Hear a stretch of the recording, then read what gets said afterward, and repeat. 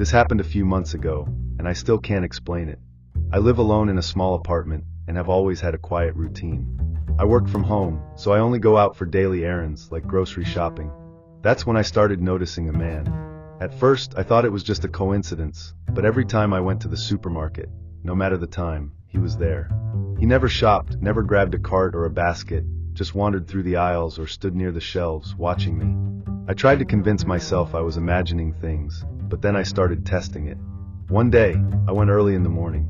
He was there. The next, I went late at night, right before closing. He was there again. He never interacted with anyone, never seemed interested in anything, except me. I started feeling paranoid, glancing around, avoiding eye contact, but I could feel his eyes on me. And then when he got closer, it finally hit me. I was reaching for a bag of rice when I heard footsteps approaching. I didn't look immediately, but my body froze. I felt a presence next to me, too close to be a coincidence. That's when he whispered, "I know where you live." My body went rigid. For a second, I thought I had misheard, but when I slowly turned my head, I saw him. The same man who was always there, now standing right beside me, staring directly at me with a cold, unblinking gaze. My heart pounded, and before I could react, he casually walked away, as if nothing had happened. I left the store as quickly as I could, trying to appear calm, but my stomach was twisted in knots. I glanced back a few times, but he was gone. I went straight home, checking to see if anyone was following me. I hurried up the stairs, and only when I reached my apartment door did I feel a brief moment of relief. But then something made me stop. The door was slightly open. I was absolutely certain I had locked it before leaving. The air felt heavier, and for a moment, I hesitated to go inside. With my breath quickening, I pushed the door open slowly, feeling the floor creak under my feet. The apartment was dark, just as I had left it, but something felt wrong. There was a strange smell in the air, a mix of dust and something I couldn't quite place. I stood there for a few seconds, listening. Nothing. No sound. I pulled out my phone and turned on the flashlight, sweeping it across the living room. Everything seemed in place, but my gut told me something was off. I stepped inside cautiously, closing the door behind me without making a sound. I moved slowly to the kitchen, checking the corners, expecting to see something out of place. I passed the couch, the table, the hallway. And then, when I reached my bedroom, my stomach dropped. My closet was open. I never left it like that. And at the center of my bed was a small box, wrapped like a gift. The golden paper shimmered under the phone's light, and a perfect red bow was tied on top. I approached slowly, each step feeling heavier as if my body refused to get closer. My heart was pounding so hard I could hear it in my ears. Who had put that there? How did they get in? I looked around, searching for any signs of forced entry, any clue that someone was still inside. Nothing. Just suffocating silence, and that damn box sitting in the middle of my bed.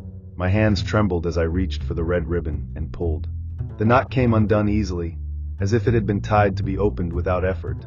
The golden wrapping slid off smoothly, revealing a small, simple dark wooden box.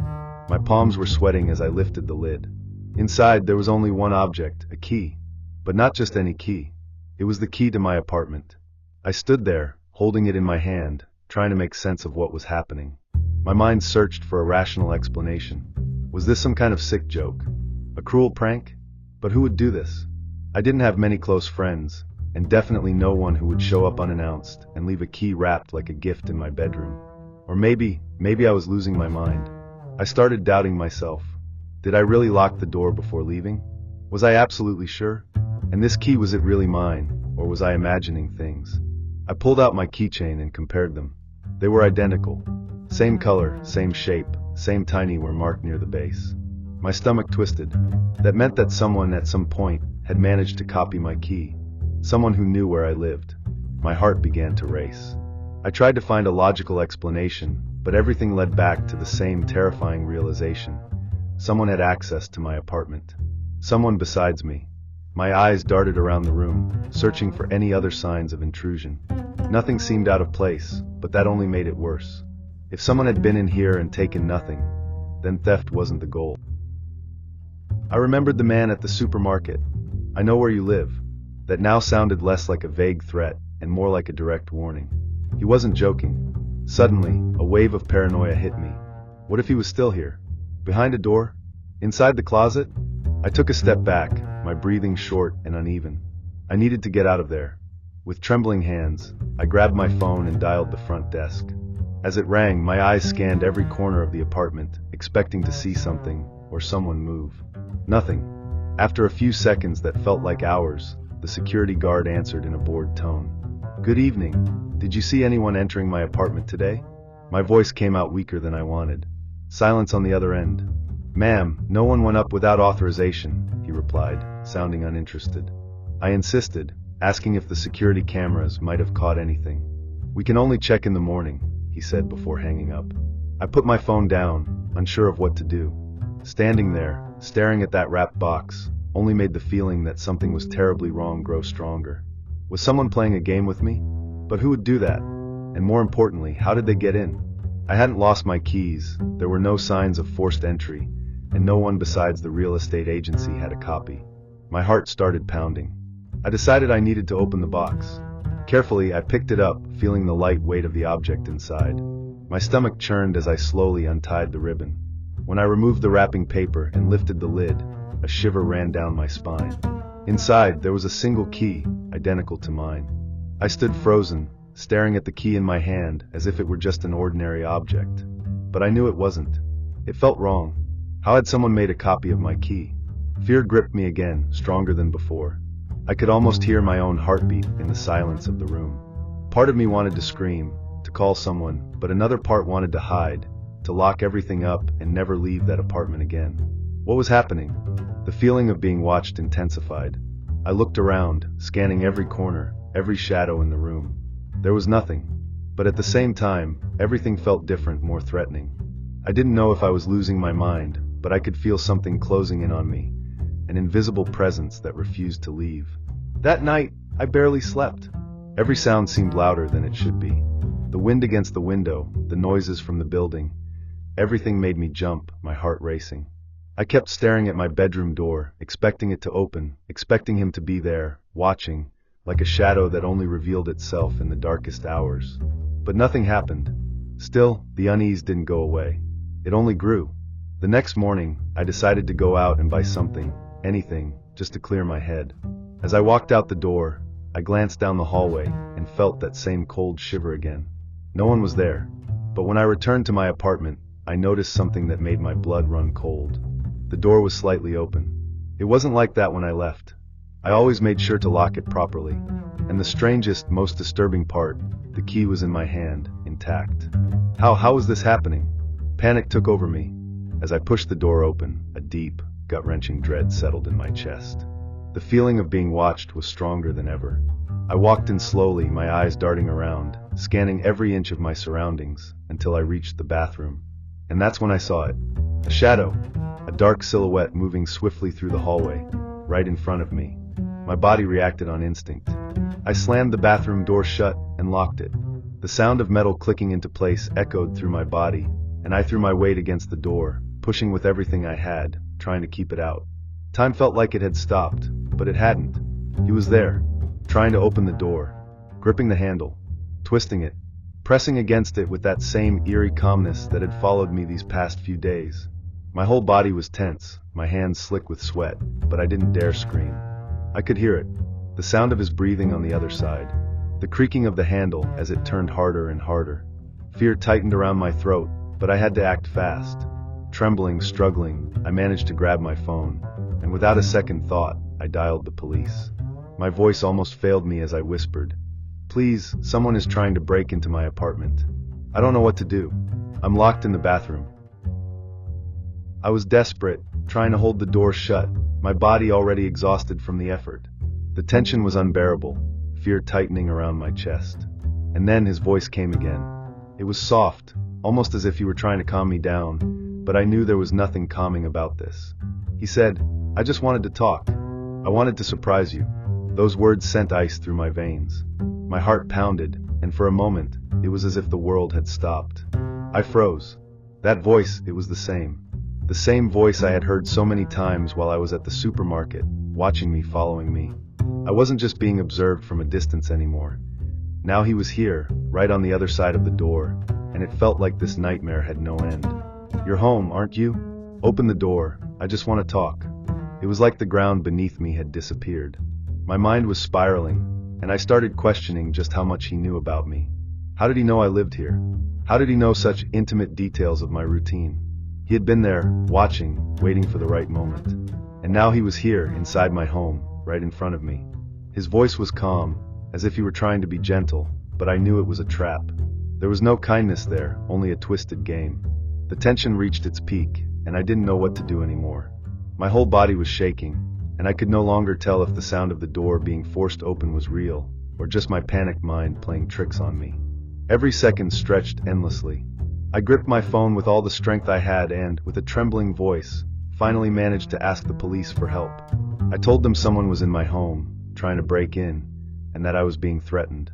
It felt like an eternity before I heard the sirens approaching, but suddenly, they grew louder, signaling that help was near.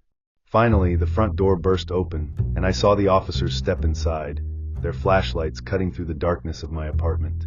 My eyes were locked on the bathroom door, expecting him to appear, waiting for something, anything, to happen so I could be sure I was safe. But to my surprise, when the police entered the apartment, everything was silent. There was no one there. No signs of forced entry, no broken doors or windows, nothing to indicate that someone had ever been inside. The bathroom door was still shut, but there were no marks, no signs that anyone had tried to force their way in. I was shaking, trying to explain what had happened, but it felt like the officers didn't believe me. "Everything seems fine here. There's no one," they said after searching every inch of the apartment. But I knew what I had heard. I knew what I had felt. And yet, standing there in front of them, it all suddenly felt meaningless. I struggled to make sense of what had happened, but I couldn't. The officers left after a few minutes, telling me to call again if anything strange happened. And I was left standing there, alone in that empty apartment, fear still pulsing through my body. But he was gone. To this day, I don't know what happened that night. No one ever gave me any answers. What I do know is that after that, I never went back to that supermarket. I barely left my apartment for weeks, paralyzed by fear. And no matter how much I wanted to forget, the thought that someone knew where I lived, that someone could still be watching me, never left my mind. I've always been the type of person who believes routine doesn't change, you know? I always do the same things at the same time, and everything has its place. So when I got home after an exhausting day at work and found the living room TV on, I have to admit I felt a little unsettled. I was absolutely certain that I had turned it off before leaving. But since I was tired and just wanted to take a shower and rest, I thought maybe I had forgotten. I turned the TV off and went on with my night, not giving it much thought. After all, it could have just been a silly mistake on my part. A couple of hours later, I was comfortably settled on the couch, the lights dim, trying to watch a movie. Then out of nowhere, the TV turned on by itself, the volume blasting at maximum. The sharp noise made my heart nearly jump out of my chest. I sprang to my feet, rushing to grab the remote, but before I could turn it off, the volume increased even more, as if trying to drown me. It made no sense. I hadn't touched the TV or the remote. I glanced at the screen, and there was nothing, just a black screen, like a channel with no signal. The discomfort grew stronger. I walked over to the power outlet and unplugged the TV directly, trying to keep my cool. I stood there for a few seconds, breathing heavily, trying to make sense of what was happening. I knew the TV couldn't turn on by itself, and the only rational explanation was some sort of electrical fault. But when I plugged it back into test, it turned on immediately, again at full volume. That's when I realized there was no logical explanation. This wasn't just a coincidence. Panic started to creep in. I thought of all possible reasons, maybe a short circuit? But why did it only happen after I turned it off? I went to the circuit breaker and shut off the power to the entire house, including the TV. But even then, the TV still turned on, louder this time, that black screen staring back at me. I was in a complete state of despair. This wasn't normal.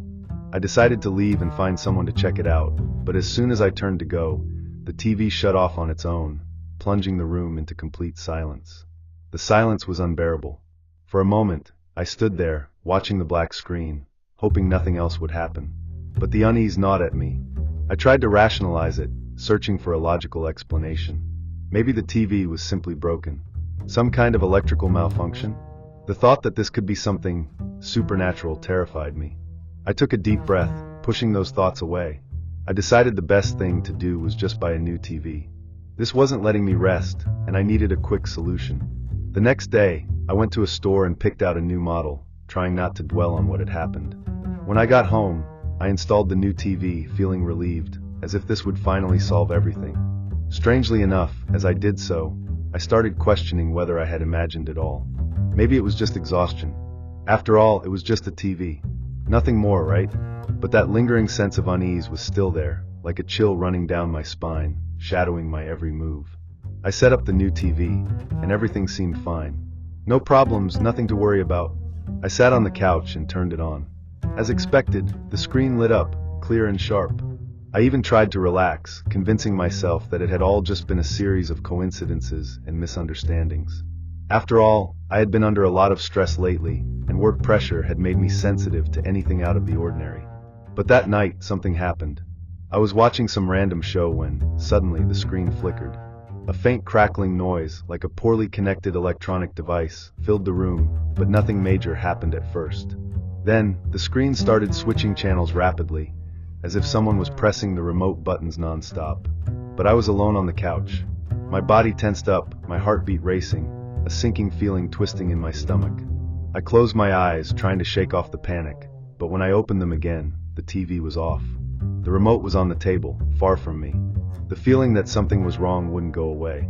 I didn't know what to think anymore. It was just an electronic glitch, right? Or was it something more? I grabbed the remote, my hand still trembling, and pressed the power button again. The TV turned on, but this time, the screen was distorted, filled with flickering lines and strange colors. A cold shiver ran through me, but I told myself it was probably just a setup issue with the new TV. I took a deep breath to calm myself and adjusted the settings. The distortion vanished, then suddenly the volume shot up again. The sound was so loud it made me jump off the couch. It was like the TV had a mind of its own. I frantically pressed the remote buttons to lower the volume, but nothing worked. It kept increasing even louder. Panic overtook me. I started looking around the room, as if expecting to see someone there, playing a cruel joke on me. But there was no one. Just the TV, now showing a pitch-black screen. The sound still roared in my ears. I turned the TV off with the remote, but the screen remained dark while the noise persisted, as if the sound had detached itself from the device. The hairs on the back of my neck stood on end. What the hell was happening? How was this even possible? I sat back down, frozen, overwhelmed by the feeling that I had lost all control. The volume kept blaring, deafening, as if coming from somewhere else. I wasn't even sure if the sound was still coming from the TV, or if it was inside my own head. Everything felt distorted, out of place. My body was rigid, and all I wanted was for it to stop. The sound grew louder, now mixed with static, creating the eerie impression that something was trying to communicate. A muffled voice, just barely there. But I couldn't make out the words. Panic surged through me, making it impossible to think straight. I stood up, determined to unplug the TV again, but something held me back. I didn't know what exactly, but the idea of getting close to that thing felt completely wrong. It was as if something I couldn't see, was warning me not to. That feeling of discomfort intensified. My eyes were fixed on the screen, which now seemed to be just a black screen, but the sound was still there, echoing through the house. I knew I had turned off the TV before leaving home, and I also knew there was no one else there, but the noise was undeniable. It was as if that thing, that device, had a presence of its own. A sensation of being watched took over me. I could no longer distinguish what was real and what was just fear paralyzing me. When I finally mustered enough courage to go to the TV and unplug it, the sound stopped immediately, and everything fell into absolute silence. A peace so unsettling took over the room. I took a deep breath, trying to understand what had just happened. Maybe it was some technical failure. I tried to rationalize it, but something didn't add up. How could a simple device start acting like that?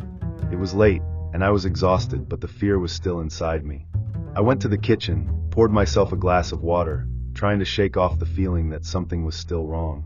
When I returned to the living room, the TV was on again. The shock was so intense that my body froze for a moment. The TV was back on, as if nothing had happened, but this time what scared me even more was that it was on a different channel, something I hadn't left it on. I didn't know what to think. The volume was lower, but the fact that it had turned on again after I had shut everything off made no sense at all. Panic started to grow inside me, and once again, I found myself paralyzed. I couldn't move for a few seconds. I was certain this wasn't an electrical failure. This wasn't something natural. Something was happening, something I couldn't comprehend. This time, I forced myself to walk toward the TV.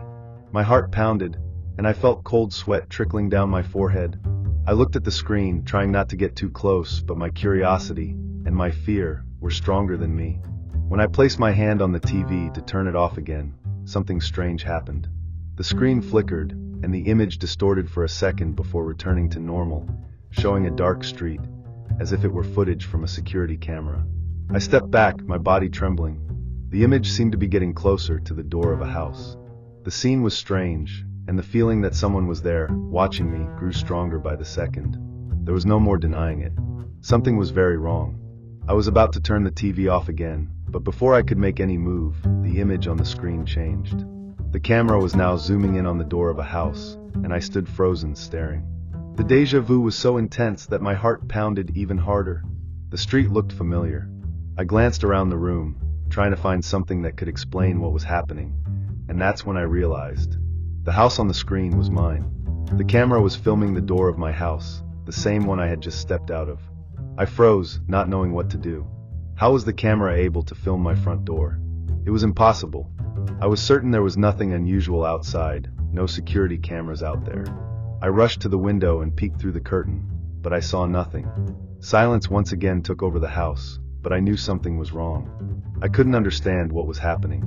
At that moment, the TV volume suddenly shot up, making me jump in fear. The sound was deafening. I finally managed to turn it off, but the weight in my throat remained. I stood there, frozen in the middle of the room, trying to make sense of everything that had just happened. But it made no sense. The TV was off, the street was empty. There was no logical explanation for any of it, and I was starting to believe there never would be. That night, I locked all the doors and windows as carefully as I could. But something inside me knew that no matter how much I tried to shut the world out, the fear and the feeling of being watched wouldn't disappear so easily. I didn't sleep that night, and to this day, I still glance at the TV, afraid it might turn on by itself again. I don't know if it was the noise that woke me up or the strange feeling that filled the air, but when I opened my eyes, everything seemed different. There was no sound outside the window, and the house was eerily quiet. And then I heard it, the sound of the toilet flushing. I froze in bed, unsure if I was dreaming or if it was really happening. The sound was clear, the water rushing down the toilet in my bathroom. And by now, I was awake enough to realize I had never heard anything like that before, not at that hour. At first, I thought it might be some weird noise from the plumbing. My house is old, and I had heard similar sounds at night before. I tried convincing myself that it was just that, one of the many creaks and groans of the house's structure. But something felt off. Something made me get out of bed and walk to the hallway. The silence in the air was too heavy, and I couldn't stop thinking about what I had just heard. I looked toward the bathroom. The door, which I usually left slightly open, was completely shut. A chill ran down my spine instantly. I knew I hadn't closed that door. I always left it open as usual. There was no reason for it to be shut now. I approached slowly, but when I placed my hand on the doorknob, a wave of anxiety washed over me. I can't explain it, but something was telling me not to open that door. Yet, at the same time, I couldn't just ignore it. My anxiety grew as I turned the knob and pushed the door open. The air inside felt heavier now, almost suffocating. I stepped in, but everything looked normal. The bathroom was empty, the light was on, and the window was shut. Nothing seemed out of place. But then I noticed it. The smell was different, as if something had been moved. And more importantly, the toilet seat was wet. There was no reason for the water to have been used, considering I was alone, and no one else was in the house. A shiver ran down my spine as I looked around, but nothing seemed unusual. Then I realized my breathing was heavier than normal, as if I had just run a mile. But the strangest thing? I hadn't used the bathroom before going to bed. And yet, the toilet had been flushed, even though no one was there. I stood there, heart pounding as the seconds dragged on. I looked at the toilet, the floor, the walls, searching for some sign, something I hadn't noticed yet. But there was nothing. The bathroom was exactly as I had left it, except for the water still trickling down the toilet bowl and the faint sound of it draining away. I tried to rationalize it, thinking it could be some kind of plumbing issue, but the feeling that something was wrong only intensified. I took a deep breath and stepped out of the bathroom, trying to calm my mind. As I shut the door behind me, the feeling of being watched crept up on me, suffocating and unbearable. I glanced down the hallway, but of course, no one was there. I was alone, or at least I thought I was. The house, once familiar and comforting, now felt ominous, as if it were filled with something unseen, something that shouldn't be there. I decided to go back to my room and try to rest, but what happened next made me change my mind. Before I could even lie down, I heard it again. It started softly but quickly became louder, the sound of slow, dragging footsteps. They were coming from inside the bathroom. My body locked up. I didn't want to go back there, but at the same time, I couldn't resist the curiosity. I had to see what was happening. My feet felt cold against the floor, and my breathing was unsteady as I started walking toward the bathroom once again. The hallway was even darker now, the light from the living room no longer reaching where I stood. As I neared the door, the sound abruptly stopped. My stomach twisted. I was about to open the door when the silence was shattered by something simple, yet utterly disturbing. The toilet flushed again. As if something, was using the bathroom. I couldn't take it anymore. I shut my eyes, made a swift move to push the door open, and looked inside. The bathroom was exactly the same, but the feeling that someone, or something, was there consumed me. I stood frozen, staring at the toilet, watching the water still swirling in the bowl. There was no explanation. I had no idea what to do. I felt that there was something more, something I couldn't see but that was watching me. Something that was hiding in my home, making me question my own sanity. Suddenly, the sound of footsteps resumed, but this time they didn't stop. They were approaching the door, soft, almost imperceptible, yet so real I could feel them. I stood completely still, my eyes fixed on the bathroom door, as if waiting for something to reveal itself at any moment. The silence returned, but now it was even heavier, suffocating, as if the house itself were holding its breath. My fingers trembled as I touched the doorknob. I hesitated, and then, with immense effort, I turned it. The door creaked open slowly, as if resisting being opened. The bathroom was empty, except for the faint glow of the light, illuminating the reflection of the swirling water in the toilet. Nothing seemed out of place, but I knew something wasn't right. The air was colder, and I could swear I felt an icy touch on my skin as I stepped inside. That's when I heard the sound. It wasn't the footsteps anymore. It wasn't the plumbing noises. It was a low whisper, but so clear that it felt like it came from inside my own head. "You are not alone," the voice murmured. A soft, cold voice, as if it was right behind me. But when I turned around, there was nothing there. Panic surged through me, and the warmth that once spread across my skin now turned into a deep, chilling cold. The bathroom door shut behind me with a muffled thud. I was trapped. Fear consumed every cell in my body, but I tried to act, tried to think. I ran to the doorknob, trying to open it, but it wouldn't budge. I was alone, or at least I thought I was. I started pounding on the door, screaming for help, feeling a crushing weight on my chest, as if the air had been sucked out of the room. Suddenly, the door swung open on its own, as if pulled by an invisible force. I didn't know if any of this was real, if I was losing my mind, or if something far more terrifying was happening. But when I finally stepped out of the bathroom, the house seemed normal. Nothing appeared out of place, yet the fear inside me was impossible to ignore. I never found out what happened that night. I don't know what made that sound, or what made me hear those words. The only thing I do know is that, ever since then, my bathroom has never been the same. And I've never been able to feel truly at ease in my own home, without the overwhelming sense that I'm being watched, that something unseen is always lurking, waiting.